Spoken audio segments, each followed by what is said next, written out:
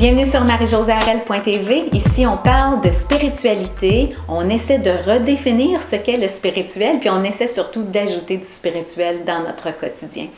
Je suis très heureuse de vous retrouver. Ça fait déjà un moment que je n'ai pas tourné de capsule vidéo et la raison est bien simple.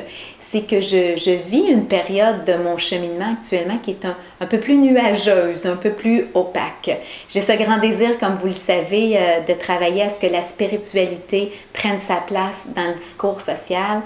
Et vous le savez, hein, quand on poursuit des objectifs, des grands rêves comme ceux-là, eh bien, il y a toujours des moments dans notre cheminement où tout à coup, les choses ne sont plus aussi claires.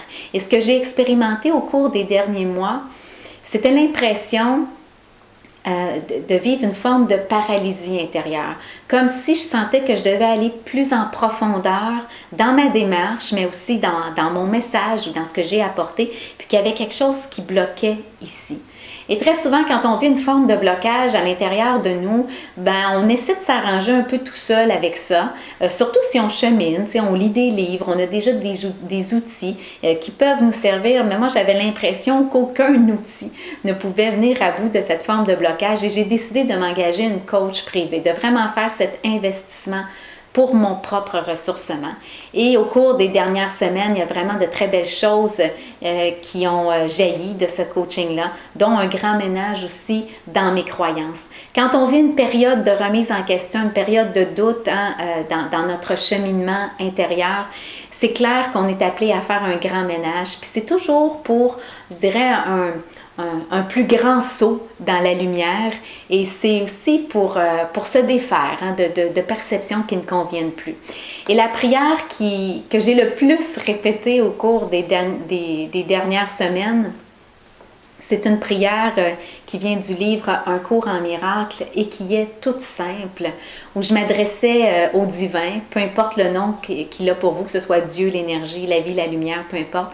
Mais je m'adressais au divin vraiment ainsi en disant je suis prête à voir les choses autrement. Aide-moi à changer ma perception.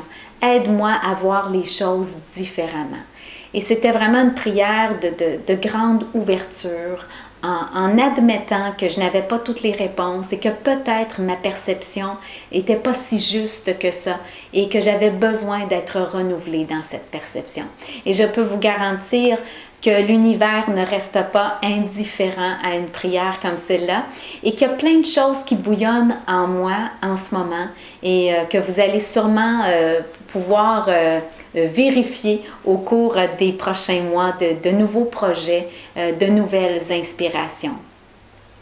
Si vous traversez une période comme celle-là, eh bien, je suis de tout cœur avec vous et n'hésitez pas à faire cette prière où vous allez tout simplement demander à changer de perception.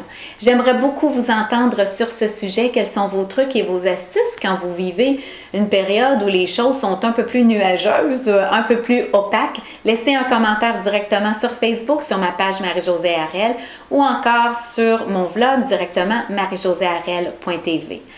J'ai déjà hâte de vous retrouver et d'ici là, malgré les nuages, malgré ce qui peut être un peu plus opaque dans notre vie, eh bien, je nous souhaite à vous et à moi de laisser notre lumière briller.